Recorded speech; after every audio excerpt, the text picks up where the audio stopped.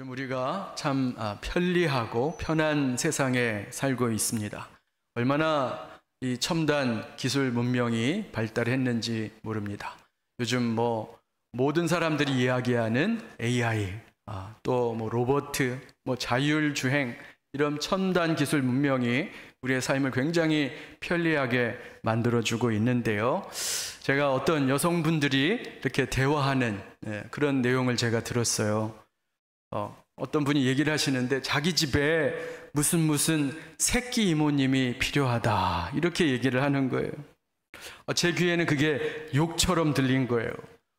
제가 속으로 참 생긴 거는 얌전하게 생기신 분이 입이 참 걸다, 이런 생각을 했는데 알고 보니까 그 새끼 이모님이 식세기 이모님이래요. 식세기 이모님. 여러분, 식세기 이모님이 뭔지 아세요? 발음을 잘 하셔야 돼요. 식세기. 식기세척기를 식세기 이모님이라, 이렇게 요새 별다줄이라고 하잖아요. 별걸 달 줄인다고 하는데 식기세척기를 식세기 이모님이라 해요. 그래서 이제 젊은 여성분들이 자기 집에 식세기 이모님이 필요하다, 이렇게 얘기를 하는 거예요. 참 요즘은 설거지도 다 이렇게 식세기 이모님이 해주시는구나, 이런 생각을 했습니다. 예전에 제가 기억이 나는 게, 저희 어머님 설거지 하려고 하면 이렇게 집안 공동주택들 가운데 펌프 우물이 있었어요. 그러면 펌프 우물에서 펌프질을 해서 그 물 퍼갖고 그 물로 설거지를 하셨던 걸 제가 기억하는데, 요즘은 이렇게 세상이 편리해지고 좋아졌습니다. 그런데 이렇게 몸이 편해지면 우리 마음도 좀 편해질 것 같은데, 그런데 실상은 그렇지가 않다는 거예요. 몸은 편해졌지만 마음은 여전히 불편하고 힘든 사람들이 많다는 거예요. 그래서 요즘 병원에 가보면 그렇게 마음의 질병으로 힘든 사람이 그렇게 많다고 해요. 제가 어떤 우리 권사님한테 이야기를 들었는데, 예약하기가 어려울 정도로 마음의 질병으로 고생하는 사람들이 굉장히 많다는 겁니다. 불안증이라고 하죠. 마음에 불안이 계속 찾아오는 거예요. 구체적인 불안의 대상이 있는 경우도 있죠. 경제 문제, 또 실직의 문제, 또 이제 학업의 문제, 이런 것처럼 구체적인 두려움의 대상이 있는 경우도 있지만, 또 어떤 경우에는 전혀 이유도 없고 원인도 없는데 그냥 막연하게 불안한 그런 사람도 많다는 겁니다. 또 불면증으로 고생하는 분들이 많아요. 잠이 보약이라고 하는데 도통 잠을 못 자는 거예요. 그래서 잠을 좀 자보려고 멜라토닌이라는 것도 먹어보고, 또 좋은 침대, 비싼 침대도 집에 사다 두고 자보려고 하는데 그게 잘 되지 않는 겁니다.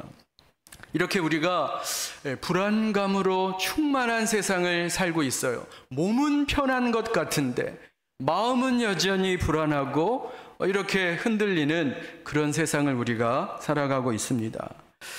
이런 우리 형편을 아시고 2000년 전에 예수님이 오늘 이 말씀을 주신 거예요. 오늘 말씀에 보면 요한복음 14장 27절에 예수님이 이런 말씀을 하셨어요. 너희는 마음에 근심하지도 말고 두려워하지도 말라. 먼저는 이 말씀을 예수님이 제자들에게 하신 말씀이지만, 동시에 오늘날 이 시대를 살아가고 있는 저와 여러분에게 주시는 사랑의 마음으로 이 말씀 주시는 말씀이라고 우리는 믿습니다. 여기 보면 근심과 두려움이라는 단어가 나오는데 그 의미를 우리가 함께 살펴보고자 해요. 이 근심이라는 말은 헬라어로 타라소라 하고 두려움은 데일리아오라고 하는데, 여기에 차이점이 있어요. 근심이란 뭐냐? 실체가 없는 막연한 두려움을 근심이라고 하는 거예요. 아까 말씀드렸지만 이유를 모르는 거예요. 왜 나에게 이런 불안이 생기는지, 구체적인 이유도 실체도 없는데 그냥 우리 마음속에 불안한 마음이 드는 것을 근심이라, 이렇게 얘기해요. 또 데일리아오라는 두려움이라는 말은 뭐냐? 이거는 실체가 있는 두려움, 실체가 있는 걱정을 말해요. 지금 당장 내일이 카드 결제하는 날이에요. 근데 카드 값이 없어요. 그런 걱정과 근심을 말하는 겁니다. 또 이제 곧 수능인데 우리 학생들 이제 며칠 앞으로 다가온 수능을 생각할 때 걱정이 생기고 불안함이 생기는 그런 것을 두려움이다, 이렇게 표현하고 있는 거예요. 사실 이게 남 이야기가 아니죠. 2000년 전에 제자들에게 주신 말씀만이 아니라 오늘 우리에게, 저와 여러분에게 주시는 말씀입니다. 우리가 세상을 바라보면 갈수록 세상이 우리에게 안전함을 주고 안정감을 주는 게 아니라 오히려 세상을 바라보면 불안하고 걱정이 되고 근심이 되는 경우가 참 많아요.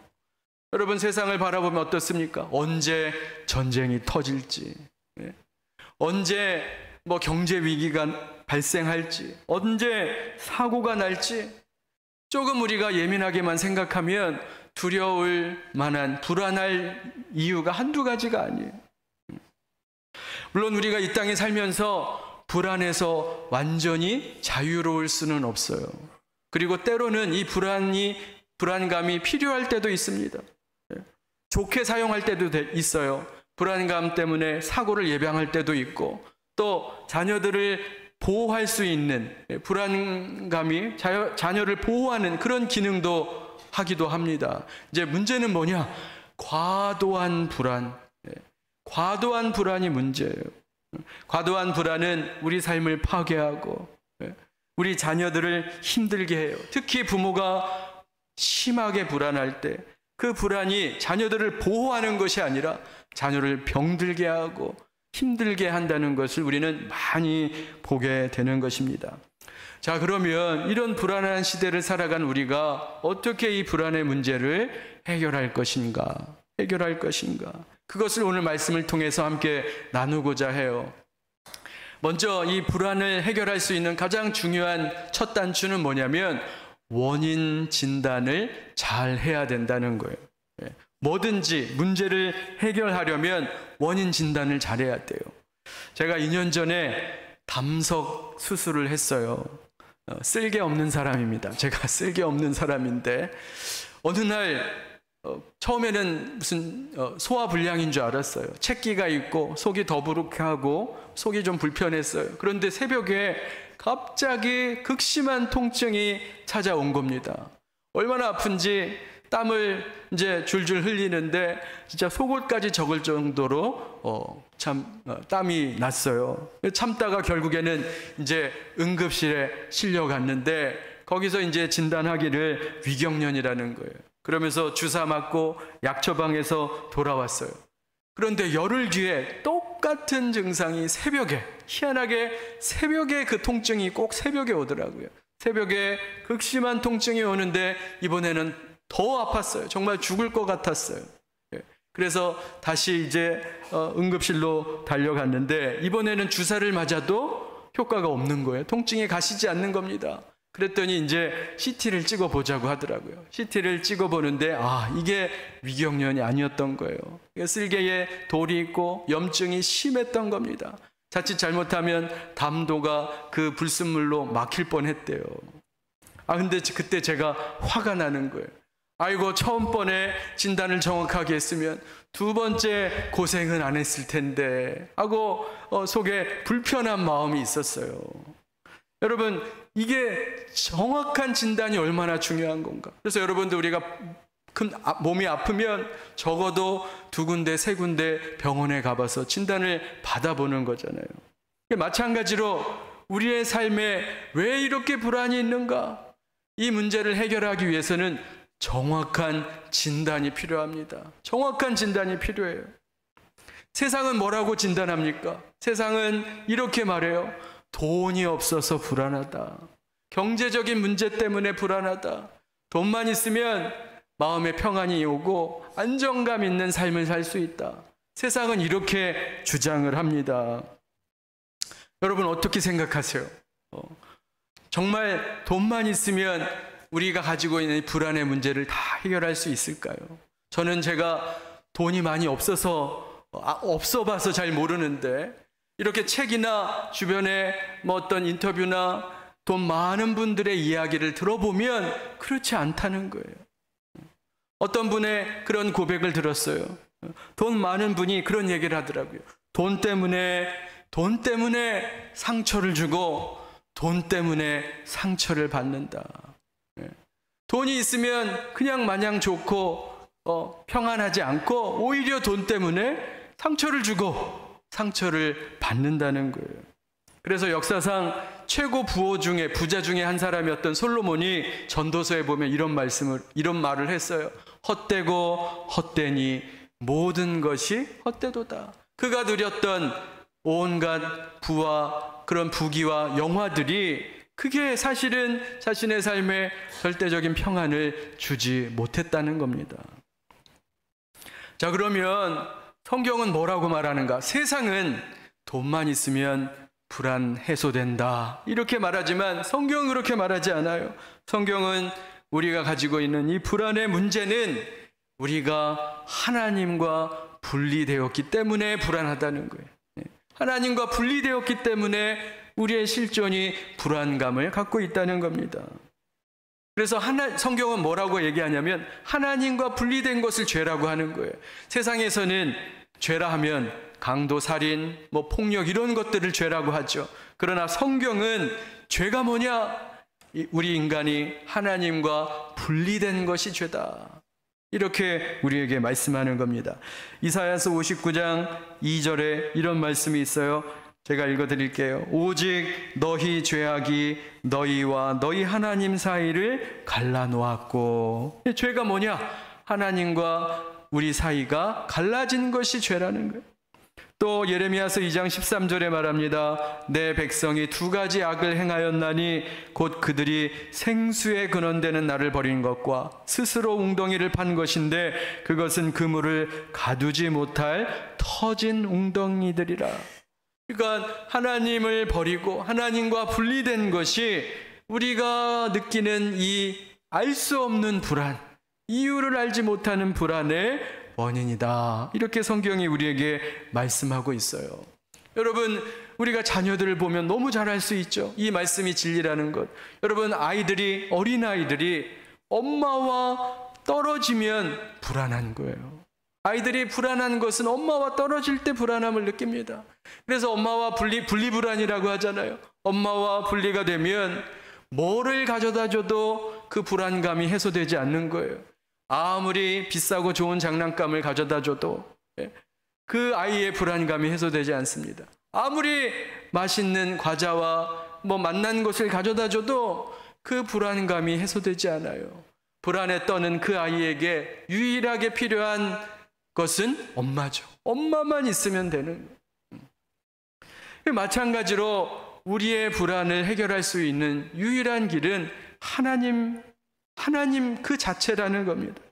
우리가 알 수 없는 불안감에 사로잡혀 있는 그런 우리에게, 그래서 하나님이 우리에게 필요하다는 거예요. 그래서 오늘 예수님이 이렇게 말씀하시는 거예요. 우리 같이 한번 오늘 본문의 말씀 다시 한번 읽어보겠습니다. 자, 시작. 평안을 너희에게 끼치노니 곧 나의 평안을 너희에게 주노라. 내가 너희에게 주는 것은 세상이 주는 것과 같지 아니하니라.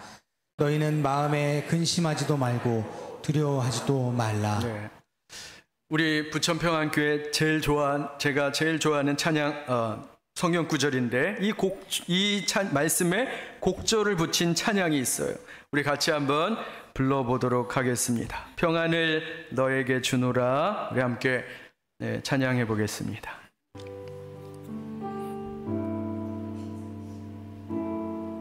평안을 너에게 주노라. 함께 찬양합니다.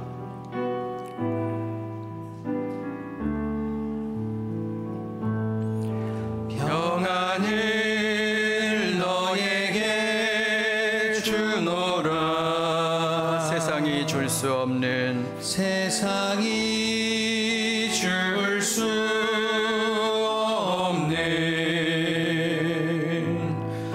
세상이 알 수도 없는 평안,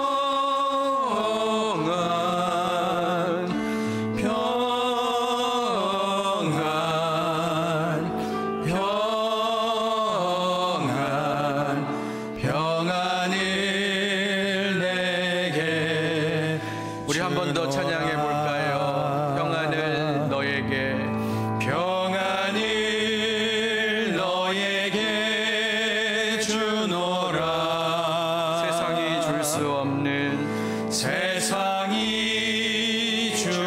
수 없는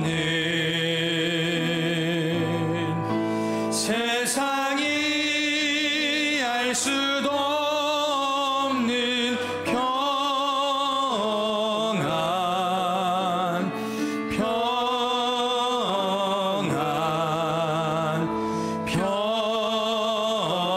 평안, 평안을 내게 주노라.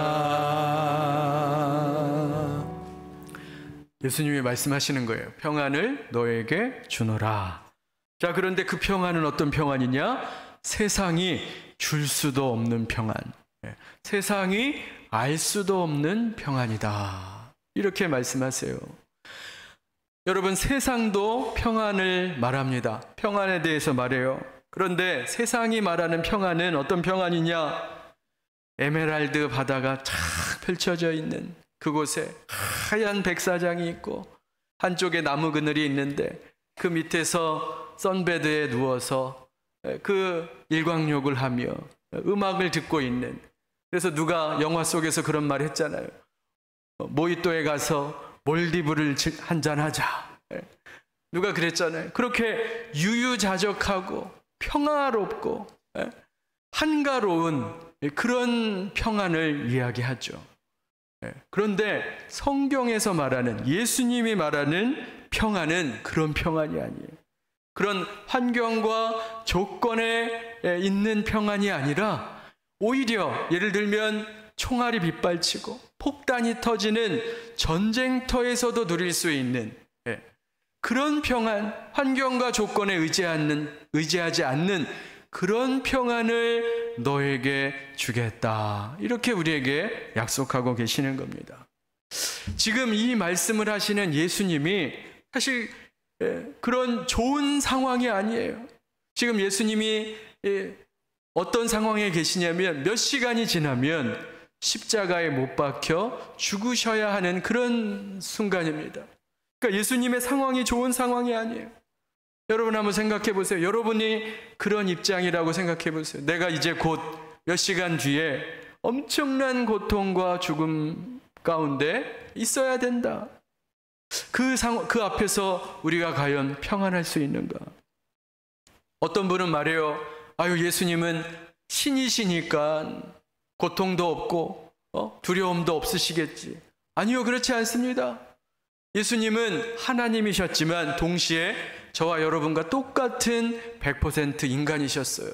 그래서 예수님은 말씀을 보면 우리처럼 똑같이 배가 고프셨고, 우리처럼 똑같이 힘드셨고, 우리처럼 똑같이 어려움을 다 겪으셨던 분이세요.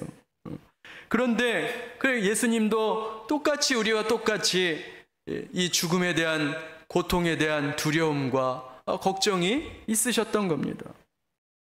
더군다나 이 십자가 형벌은 당시에 가장 끔찍하고 힘든 아주 험악한 형벌이었어요.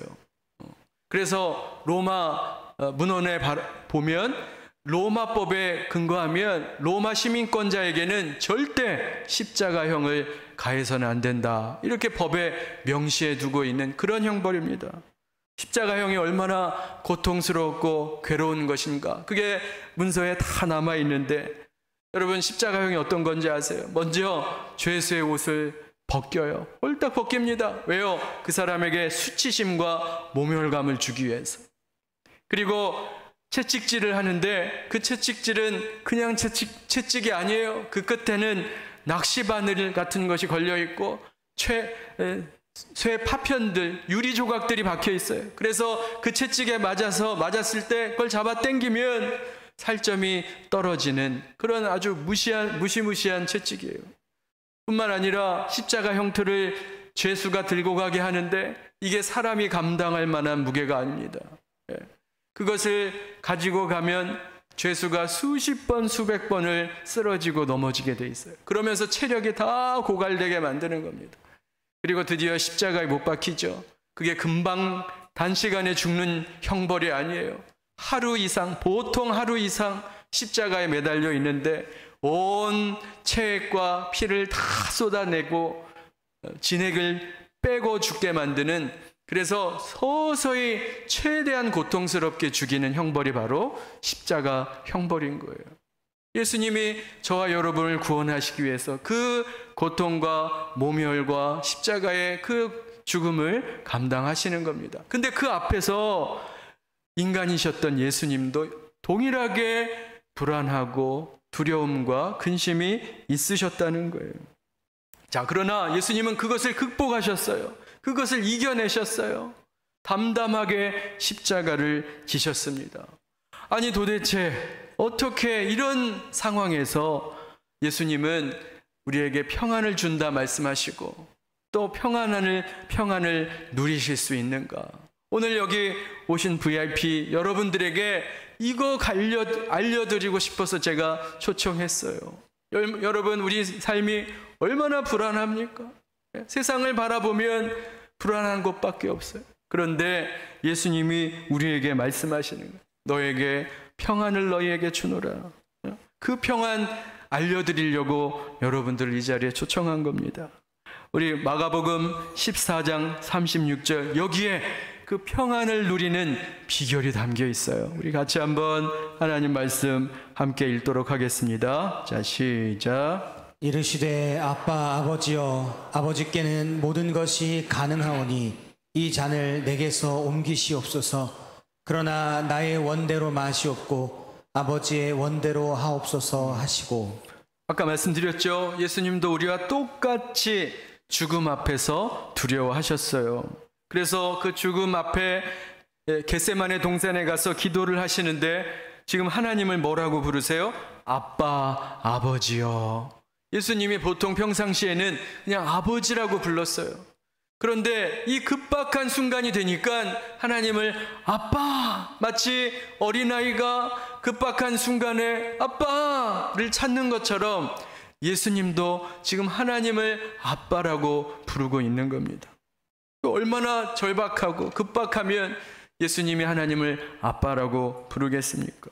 그래서 예수님이 간절히 기도를 하세요. 땀방울이 핏방울이 되도록 기도하십니다. 예수님도 우리처럼 똑같이 불안하고 똑같이 두려우셨던 거예요. 자, 그런데 그 다음이 중요합니다. 아버지, 하실 수 있다면 이 잔을 내게서 옮겨 주옵소서. 그렇게 자신의 두려움을 표현했어요. 하지만 예수님이 거기서 멈추지 않으셨어요. 그 다음이 중요해요. 뭐라고 말씀하시냐? 나의 원대로 하지 마시고 아버지의 원대로 하옵소서. 이게 무슨 말인가? 하나님께 모든 것을 맡긴다는 거예요. 하나님께 모든 것을 맡긴다는 겁니다. 내 뜻대로 하지 마시고 하나님의 뜻대로 하옵소서. 내 목숨과 내 삶과 내 모든 것을 하나님께 맡깁니다. 이렇게 말씀하시는 거예요. 여러분, 이게 평안의 비결입니다. 이게 바로 하늘의 평안을 누리는 비결이에요. 우리가 예수를 믿는다고 하면서도 왜 불안할까요? 예수를 믿는다고 하면서도 왜 불안할까요? 그 이유는 다른 게 아니라 하나님께 맡기지 못했기 때문에 그래요. 아주 분명하죠. 하나님께 온전히 맡기면 우리 안에 평안이 찾아오는 거예요. 여러분, 내 인생의 문제들을 다 내 뜻대로 내가 해결하려고 하니까 거기에서 불안이 찾아오는 겁니다. 저희 아내가 운전을 잘 합니다. 저희 아내가 운전을 잘해요. 그런데 하지만 제가 웬만해서 이렇게 멀리 가고 장거리를 가도 웬만해서는 운전대를 안 줘요. 왜 안 주냐면 아내가 운전을 못해서가 아니라 제가 불안해서 그래요. 제가 운전대를 잡지 않고 조수석에 앉아 있으면 그냥 불안한 거예요. 그래서 아내가 브레이크를 밟으면 저도 막 같이 밟고 제 다리에 저절로 힘이 들어가는 거예요.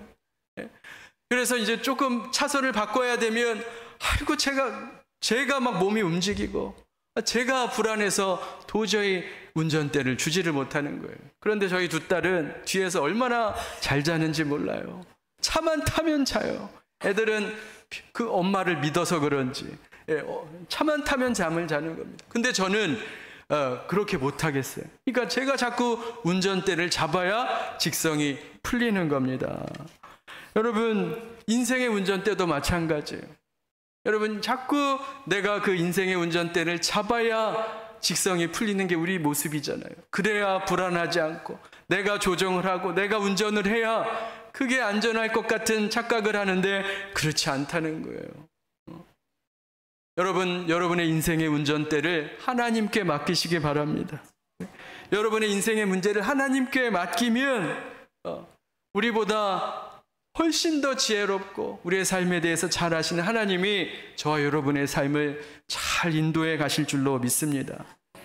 그게 오늘 평안의 비결이에요. 우리가 불안한 이유는 우리의 삶을 하나님 앞에 맡기지 못하기 때문에 그런 거예요.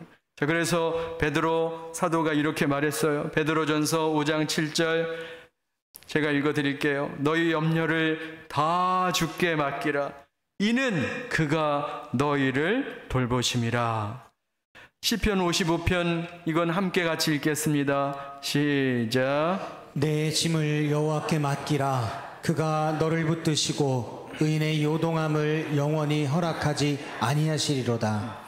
내 짐을 여호와께 맡기라. 그러면 그가 너를 붙드시고 우리의 삶이 요동치 않게 붙들어 주신다. 이렇게 약속하고 계시는 거예요.